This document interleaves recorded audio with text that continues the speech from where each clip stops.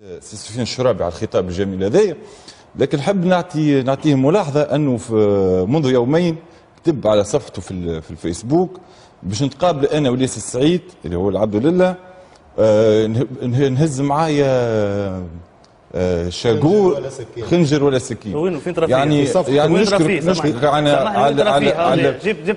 على الروح الديمقراطيه. حلوا توا صفحته مباشرة والديمقراطيه اللي تنزل بها والرسالات اللي تمر بها الافكار هذوما تمر بهم في الجمعيه نتاعك.